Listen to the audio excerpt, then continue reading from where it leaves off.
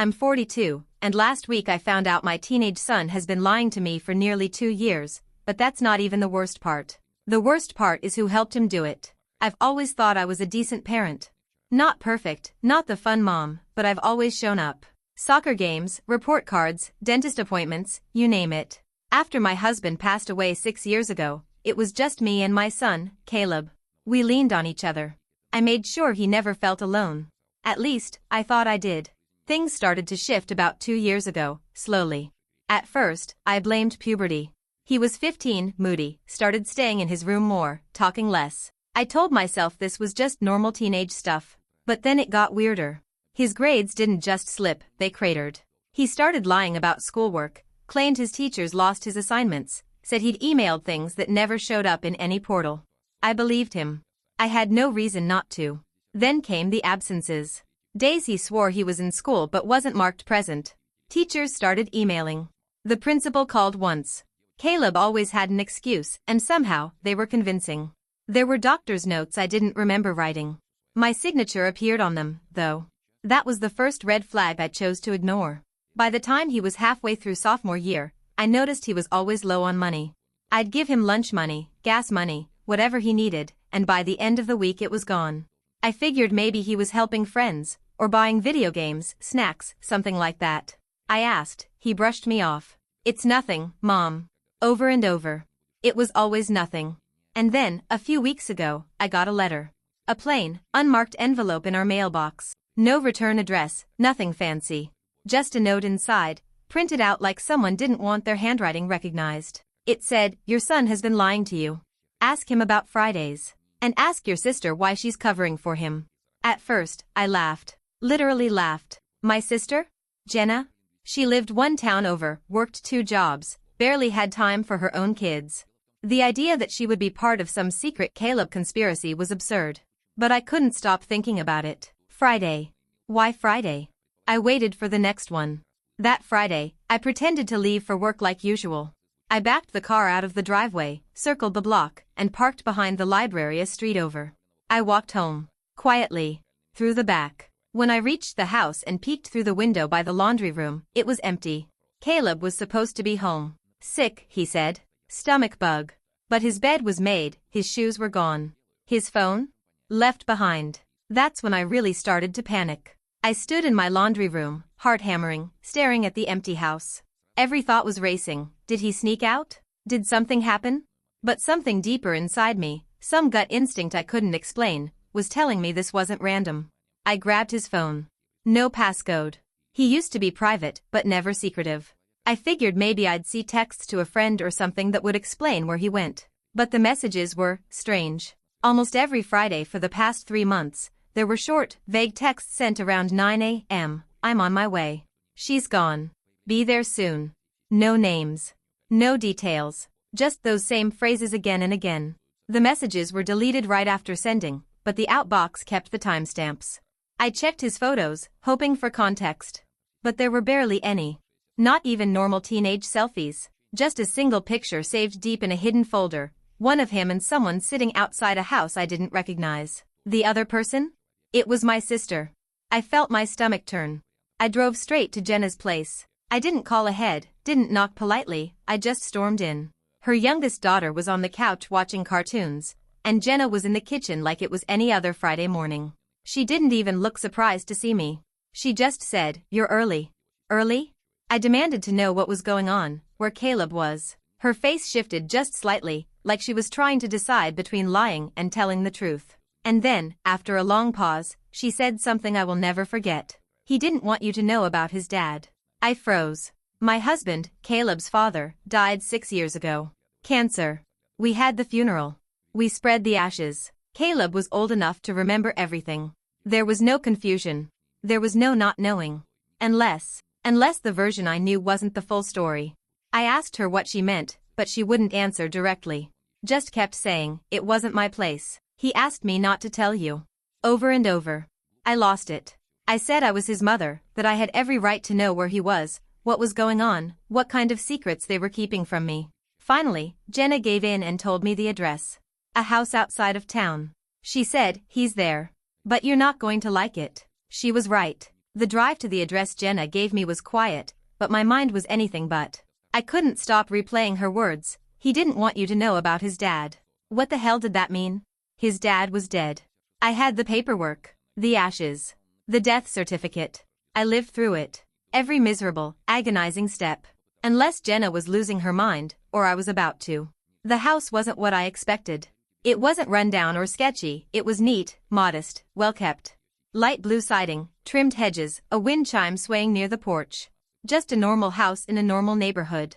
I pulled up slowly, not even sure if I wanted to get out. But then I saw Caleb's shoes by the door. I walked up, didn't knock, just opened the storm door and let myself in. The screen creaked. The air smelled like coffee and laundry detergent. I stepped into the living room and froze. There he was.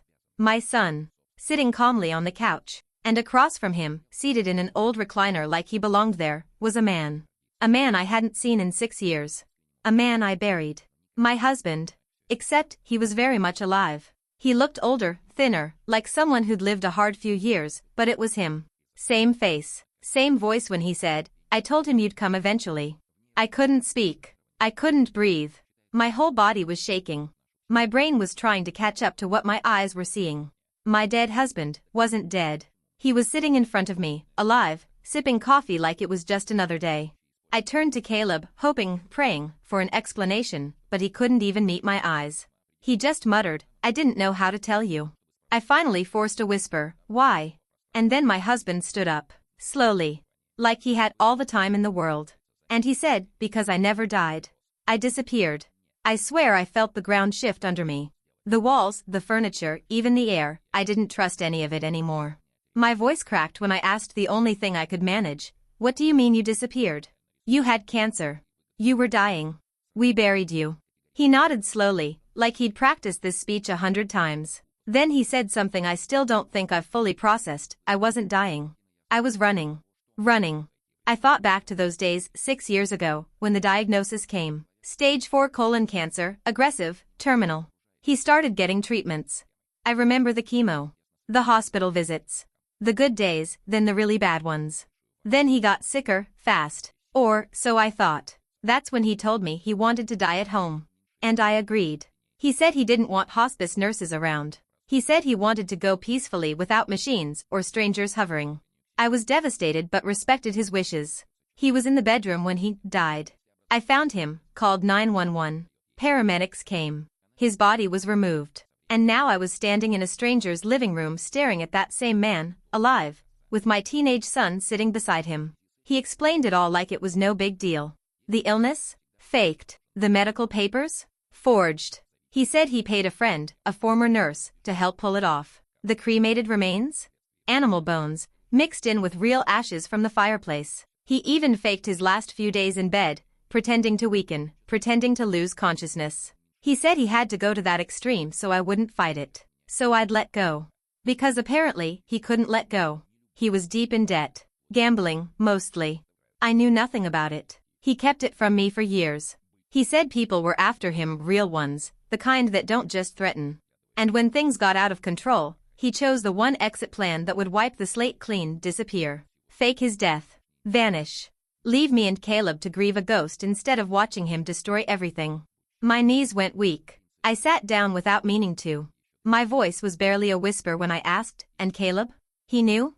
That's when Caleb finally spoke. He looked ashamed. His eyes stayed fixed on the carpet. He said he found out 2 years ago, through Jenna. Apparently, she was one of the few people my husband had trusted enough to tell. And she had helped Caleb reconnect with his dad, saying it would help him understand everything better. They'd been meeting secretly ever since. Fridays. The sick days, the skipped school, the money that kept disappearing, it was all part of the lie. And the worst part? They were going to tell me eventually. Once Caleb turned 18. Once it was safe. Once enough time had passed and I wasn't as hurt anymore. Like waiting would somehow make it better. Like hiding this for years wasn't betrayal. I sat there in that silent house, surrounded by people I loved most in the world, and I had never felt more alone. I don't remember how long I sat there. Time lost all meaning. I could still hear my husband's voice in my head. I wasn't dying. I was running. That sentence looped on repeat, shoving out every rational thought I tried to form. Caleb was crying quietly beside me. I didn't comfort him. I couldn't. My hands wouldn't move. My mind kept swinging between rage and heartbreak and something I still can't name. I looked at my husband, no, not my husband, not anymore, and asked the question that had been clawing at me ever since I stepped through the door. Why didn't you trust me?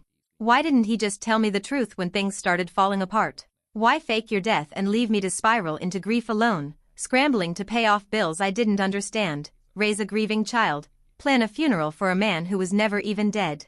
His answer? Because I knew you'd try to fix it. And I couldn't let you.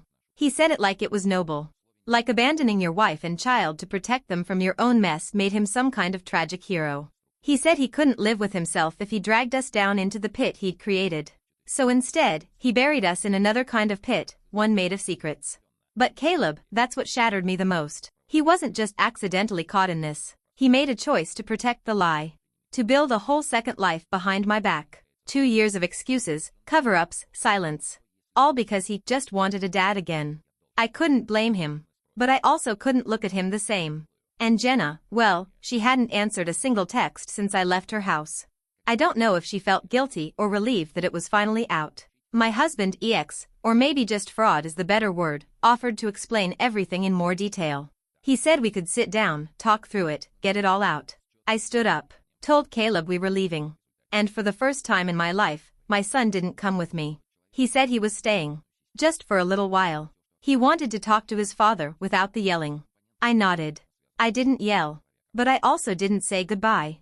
I just walked out. I barely remember the drive home. The whole world outside the car window looked unfamiliar, even though I'd taken that route 100 times. Everything felt rearranged, like my life had been peeled up and folded into a shape I didn't recognize. When I pulled into the driveway, I didn't get out right away. I just sat there, staring at my front door. The same one I'd walked through, night after night, thinking I knew the truth about the life inside. I thought about the framed photo of us in the hallway, Caleb on his 5th birthday, frosting on his nose, his dad lifting him up with both hands. I'd left it hanging all these years. A shrine to something I thought I'd lost. But now it just felt like a monument to the lie. I finally forced myself out of the car, walked straight to my room, and shut the door behind me. I didn't cry. Not then. It was worse than that. I felt nothing. Hours passed. Maybe more. At some point, I heard my phone buzz. I ignored it. Then another. Then another. Until eventually I checked. Not Caleb. Not Jenna. Him.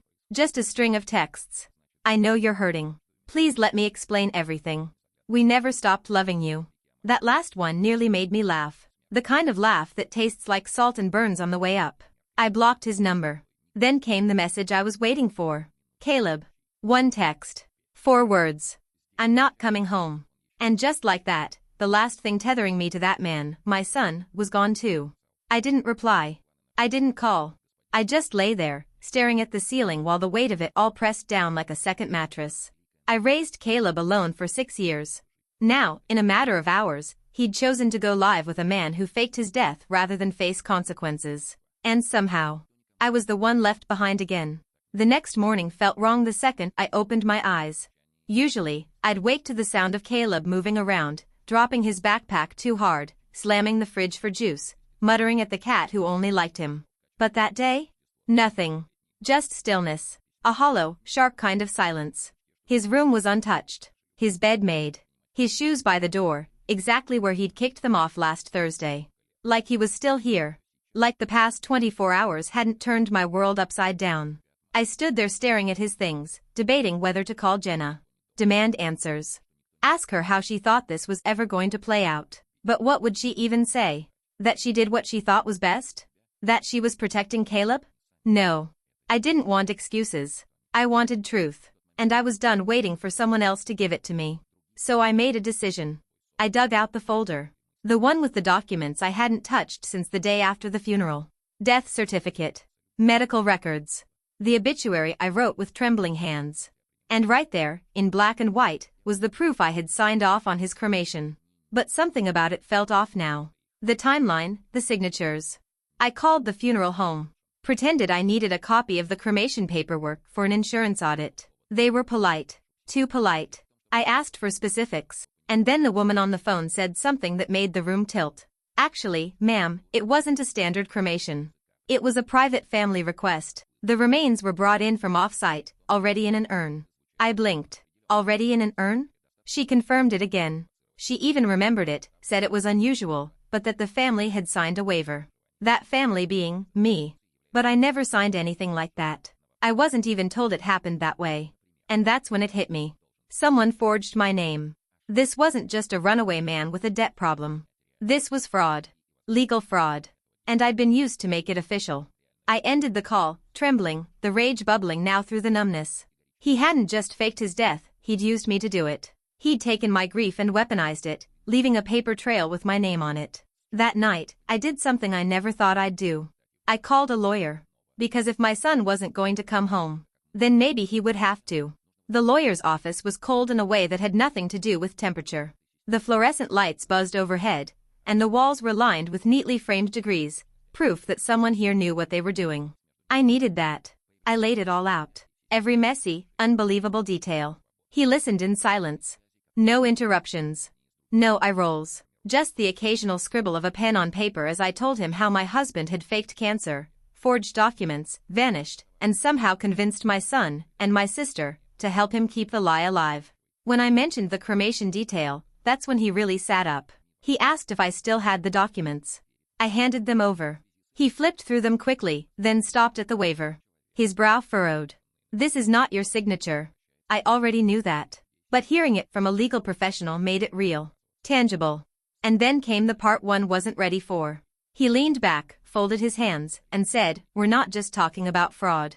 If your husband used this forged documentation to collect life insurance, this is federal. We could be looking at jail time." Jail. That word hit like a hammer. He asked if I knew whether a life insurance policy had been paid out. I didn't. Not really. After my husband's death, I'd received a payout, but it wasn't huge. He'd let an older policy lapse and only had a smaller one left through his old job. Or so I thought. But the lawyer wasn't convinced. He said we needed to dig. Look at any other policies, accounts, or beneficiaries. If there was a larger payout, one I didn't know about, and if someone had collected it while knowing he was alive, it could get very serious, very fast. On the drive home, I couldn't stop thinking. Was this why he brought Caleb back into his life? Not guilt. Not fatherly love. But leverage. A future alibi. A way to prove that he wasn't hiding anymore, just reconnecting. And what if Caleb knew about the money? What if Jenna did? When I got home, I went straight to the closet, pulled down the box of financial records I'd kept just in case, and started digging. For hours, I sifted through every bank statement, every insurance letter, every envelope I'd never opened because it hurt too much.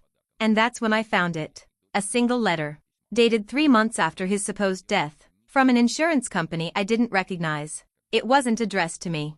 It was addressed to Caleb. And the check it referenced? $250,000. I stared at the letter, my hands frozen, pulse hammering in my ears. A $250,000 payout. Issued to Caleb. 3 months after I thought I buried his father. At first, I couldn't believe it. I told myself there had to be a mistake. Maybe it was a clerical error, maybe Caleb was just named as a beneficiary on some policy I didn't know about. But as I read the details, a different picture formed. One that made me sick. This wasn't a policy I was ever told existed. It had been taken out just 8 months before my husband's death. A quiet, supplemental policy through a private provider. And the person listed as the secondary contact? Jenna. My sister. The betrayal hit harder than I could put into words. This wasn't just a grieving son being manipulated. This was a plan. A layered, careful, coordinated plan. Taken out while we were still married, forged and filed behind my back, and paid out to our son, who was 16 at the time. And I had no idea. I sat there on the floor, surrounded by paper and dust, remembering every conversation I'd had with Caleb about money. About his missing allowance. About those mysterious Amazon packages he swore were just video games. I had assumed he was hiding teenage impulse buys, not a secret fortune. I suddenly felt like a stranger in my own house.